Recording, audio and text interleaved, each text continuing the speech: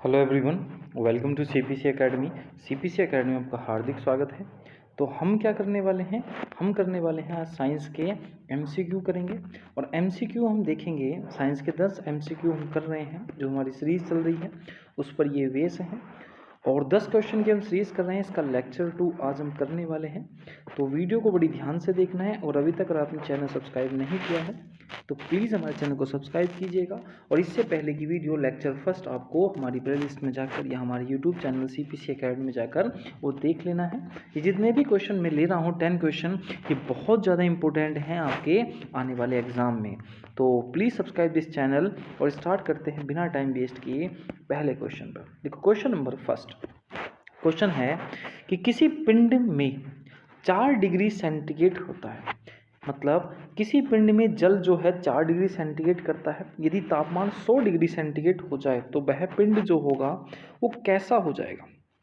मतलब इसने कहा है, ये थोड़ी सी प्रिंटिंग मिस्टेक ये है, करता नहीं है तैरता है। क्या होगा जी? तैरता है। कि कोई पिंड जो है 4 डिग्री सेंटीग्रेड पर जो है आपका तैरता है, तो अगर उसका तापमान 100 डिग्री सेंटीग्रेड कर दें तो उसका आंसर क्या होगा? उसका कुछ भाग जो होगा वो जलमग्न हो जाएगा। क्या आंसर है जी उसका? उसका कुछ भाग जलमग्न हो जाएगा। पूछो कैसे? अब देखो, सबसे पहली चीज़ 4 डिग्री सेंटीग्रेड जो तापमान करा इसने, अगर मैं बात करूँ 4 डिग्री सेंटीग्रेड तापमान की, तो सबसे ज़्यादा जो सेंटीग्रेड तापमान होता है किसका? सबसे पहले अगर मैं बात करूँ किसके? जल का जो सबसे ज़्यादा घनत्व जो तापमान होता है वो 4 डिग्री सेंटीग्रेड ही आपका होता है। कितना? 4 डिग्री सेंटीग्रेड। परंतु तापमान बढ़ने पर, जल का जब हम तापमान बढ़ाते हैं तो जो तापमान होता है, तापमान बढ़ता है तो जल का जो घनत्व होता है ना, घनत्व वो कम होता है। मतलब अगर हम टेम्परेचर बढ़ाएंगे तो घनत्व जो होगा वो कम हो जाएगा और जिससे कुछ वस्तु का जो भाग होगा वो कैसा हो जाएगा जी? आपका डूब जाएगा। तो आंसर क्या आया जी हमारा? सी हमारा आंसर आया। नेक्स्ट क्वेश्चन, क्वेश्चन ये है कि चंद्रमा के प्रकाश को पृथ्वी तक पहुंचने में कितना समय लगता है। तो चंद्रमा के प्रकाश को पृथ्वी पर पहुंचने में देखो कितना समय लगता है, तो इसका आंसर हो जाएगा जी आपका 1। मतलब 1 मिनट 2.8 सेकेंड लगती है अप्रोक्सीमेट, या हम कह सकते हैं कि 1 मिनट 3 सेकेंड लगती है। देखो पृथ्वी से चंद्रमा की जो दूरी है वो कितनी है? 3,84,000 वर्ग किलोमीटर की दूरी है। कितनी? 3,84,000 वर्ग किलोमीटर की दूरी है।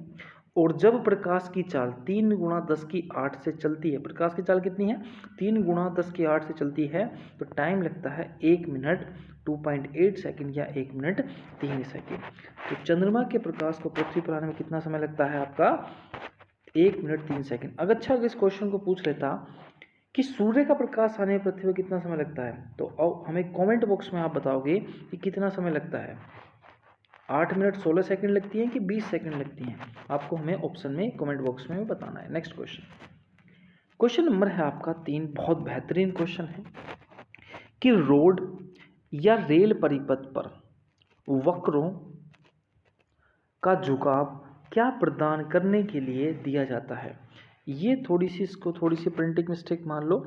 चाहे वक्रों ऐसे होता है, ये वक्रों ऐसे होता है। वक्रों का जो तेल मतलब रेल और रोड परिपथ पर जो झुकाव दिया जाता है मोड़ पर, वो क्यों दिया जाता है? तो इसका आंसर अगर हम देंगे तो कौन सा बल होता है, तो वो बल होता है आपका अभिकेंद्रीय बल। कौन सा बल होता है जी? आपका अभिकेंद्रीय बल। अब वाहनों पर अभिकेंद्रीय बल दिया जाता है, जिससे वाहन जो है रोड पर गिरता नहीं है, उसकी जो ग्रेविटी है वो पथ पर ही बनी रहती है।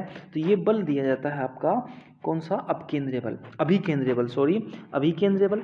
जैसे हम पहाड़ों पर जाते हैं तो घुमावदार सड़क आती है, तो उसमें भी कैसा होगा आपका? अभिकेंद्रीय बल होगा। हम मौत का कुआं देखने जाते हैं सर्कस में, तो उसमें भी घुमाव दिया जाता है। तो ये सब जो घुमाव दिए जाते हैं, इसमें कौन सा बल लगता है आपका? तो इसमें बल लगता है आपका अभिकेंद्रीय बल। नेक्स्ट क्वेश्चन, क्वेश्चन ये है जब दूध को बिलोया जाता है तो उसमें मलाई पृथक होने लगती है, किसके कारण? मतलब जब दूध को हम बिलोते हैं तो उसमें से मलाई निकलती है, तो किसके कारण मलाई निकलती है? हमारा पहला क्वेश्चन है। तो आंसर है गुरुत्वाकर्षण बल के कारण, अपकेंद्रीय बल के कारण, ऊष्मा के कारण या घर्षण बल के कारण। तो इसका आंसर है जी आपका अपकेंद्रीय बल के कारण। किस बल के कारण है? अपकेंद्रीय बल के कारण। देखो, जब दूल को बिलाया जाता है तो एक वृत्तीय गति की तरह व्यवहार करता है। कैसा? एक सर्कल की तरह घूमने लगता है।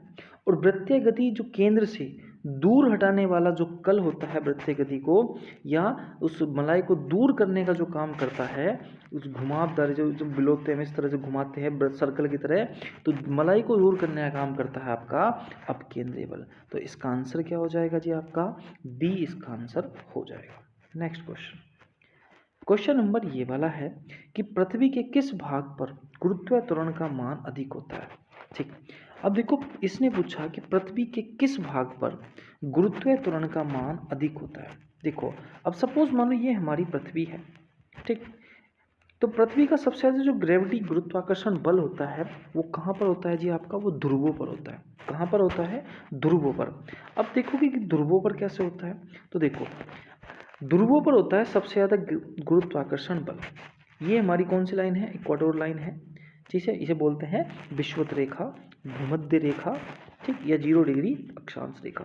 तो हमेशा ध्यान रखना है कि ध्रुवों पर गुरुत्वाकर्षण बल का जो मान होता है वो सबसे अधिक होता है। और ध्रुवों पर ही 6 महीने की तो दिन होता है और 6 महीने की क्या होती है? आपकी रात होती है। मतलब 6 महीने का दिन और 6 महीने की आपकी रात होती है। 21 मार्च से 23 सितंबर तक उत्तरी ध्रुव पर क्या होती है? दिन होता है। और 23 सितंबर से 21 मार्च तक आपका दक्षिणी ध्रुव पर दिन होता है, ठीक है। 6 महीने का दिन होता है और 6 महीने की रात होती है आपकी ध्रुवों पर। नेक्स्ट क्वेश्चन, क्वेश्चन नंबर है आपका 6। क्वेश्चन नंबर 6 कह रहा है कि जो पल्सर होते हैं वो क्या होते हैं? जो पल्सर होते हैं वो क्या होते हैं? पृथ्वी की ओर जा रहे तारे होते हैं, पृथ्वी से दूर जा रहे तारे होते हैं, तेजी से घूमने वाले न्यूट्रॉन तारे होते हैं पल्सर, या उच्च तापमान वाले तारे होते हैं। तो इसका आंसर है जी कि तेजी से घूमने वाले तारों को ही हम क्या कहते हैं? पल्सर कहते हैं। तेजी से घूमने वाले तारों को ही क्या कहते हैं भैया? पल्सर कहते हैं। तो याद रखना, तेजी से घूमने वाले तारों को क्या कहा जाता है? पल्सर कहा जाता है। और तेजी से घूमने वाले कैसे तारे होते हैं? न्यूट्रॉन तारे होते हैं। कैसे तारे होते हैं? न्यूट्रॉन तारे होते हैं। नेक्स्ट क्वेश्चन, किस प्रक्रिया से लालटेन या लैंप की बत्ती से तेल ऊपर चढ़ता है? मतलब जैसे हमने कोई लैंटेन जलाई या लैंप जलाया तो तेल की बत्ती हमने लगा दी, या घी का दिया जलाते हैं, तो बत्ती पे कैसे जो घिया जो है ऊपर चढ़ने लगता है, ये किस प्रक्रिया के कारण आपका होता है? किस प्रक्रिया के कारण होता है? तो ये प्रक्रिया को कहते हैं कोशिका तत्व से। कैसे होता है? कोशिका तत्व से। मतलब किसी पतली परख नली पर जब जो द्रव होता है, या मान सकते हो घी होता है, तेल होता है, कुछ भी होता है, जो लिक्विड होता है वो नीचे होता है, लेकिन जब वो ऊपर ऊपर चढ़ने लगता है तो ये प्रक्रिया किसके कारण होती है? आपकी कोशिका तत्व के कारण होती है। किसके कारण होती है? कोशिका तत्व के कारण होती है। या ऐसे बोल सकते हो कि कोई चीज़ जड़ से पत्तों तक पहुंचाने का काम कौन करती है? आपकी कोशिका तत्व करती है, सिंपल भाषा में। नेक्स्ट क्वेश्चन, क्वेश्चन नंबर है आपका 8। क्वेश्चन नंबर क्या है आपका 8? पनडुब्बी के अंदर समुद्र की सतह या भूमि के दृश्य देखने के लिए किस यंत्र का प्रयोग किया जाता है? तो पनडुब्बी के अंदर से समुद्र की सतह या भूमि के दृश्य देखने के लिए किस यंत्र का प्रयोग किया जाता है? तो इसका प्रयोग किसका जाता है? पेरिस्कोप का किया जाता है। किसका यूज़ किया जाता है जी? आपका पेरिस्कोप का आपका प्रयोग किया जाता है कि समुद्र की सतह या भूमि के अंदर देखने के लिए किसका प्रयोग किया जाता है? आपका पेरिस्कोप का आपका प्रयोग किया जाता है। बहुत सारी चीज़ यूज़ आएंगी दिमाग में कि टेलीस्कोप का यूज़ किस लिए किया जाता है? तो खगोलीय जो पिंड होते हैं उन्हें देखने के लिए आपका टेलीस्कोप का प्रयोग किया जाता है। दोनों एक ही हैं, तो आपको याद रखने हैं। नेक्स्ट क्वेश्चन, समुद्र में ज्वार भाटा का कारण क्या है? समुद्र में ज्वार भाटा आता है। देखो ज्वार भाटा क्या होता है? जब नहरें, जैसे आप देखोगे लहरें वहरें उठती हैं, ठीक है, और जैसे कि सुबह को लहरें जो हैं धरती की तरफ आ रही होती हैं, शाम को जो होती है वो वापस जा रही होती है। जैसे हमने देखा था सागर समीर, स्थिर समीर होता है, ठीक है। तो समुद्र में जो ज्वार भाटा आता है किसके कारण होता है? देखो ये दोनों चीज़ों के कारण आता है, सूर्य और चंद्रमा दोनों के आकर्षण बल के कारण आता है ज्वार भाटा। लेकिन अगर ज़्यादा आकर्षण किसका होता है तो वो मून का होता है, चंद्रमा का होता है। और चंद्रमा पृथ्वी से कितनी दूर है? 3,84,000 की दूर है। चंद्रमा का प्रकाश पृथ्वी पर आने में कितना समय लेता है? 1 मिनट 3 सेकंड का समय लेता है। और आज अब का लास्ट क्वेश्चन आज की सीरीज का कि सौर परिवार में निम्न में से कौन सा ग्रह अधिकतम दूरी पर स्थित है? तो देखो सौर परिवार में सबसे ग्रह कौन सा है? अरुण है कि वरुण है? तो वरुण ग्रह सबसे दूर है। कौन सा ग्रह है जी? वरुण, जिसे बोलते हैं आपका नेपच्यून बोलते हैं। जिसे सबसे ठंडा ग्रह भी कहते हैं। अरुण को लेका ग्रह कहते हैं। शुक्र को पृथ्वी की बहन कहते हैं। बृहस्पति सबसे बड़ा ग्रह है, ठीक। और सबसे ज़्यादा उपग्रह किसके हैं? तो आपके किसके हैं हमें कमेंट बॉक्स में बताना है, लेकिन चलो मैं ही बता देता हूँ। तो किसके हैं जी? आपके शनि के हैं। तो आज की वीडियो को हम इतना ही रखते हैं। आपको वीडियो कैसी लगी हमें कमेंट बॉक्स में ज़रूर बताना है। और अभी तक अगर आपने हमारा चैनल सब्सक्राइब नहीं किया है तो प्लीज़ हमारे चैनल को सब्सक्राइब कीजिएगा और बेल आइकन का बटन ज़रूर दबाइए, जिससे कि आपको लेटेस्ट वीडियो सबसे पहले मिलते हैं नेक्स्ट वीडियो में। तब तक के लिए जय हिंद, जय भारत।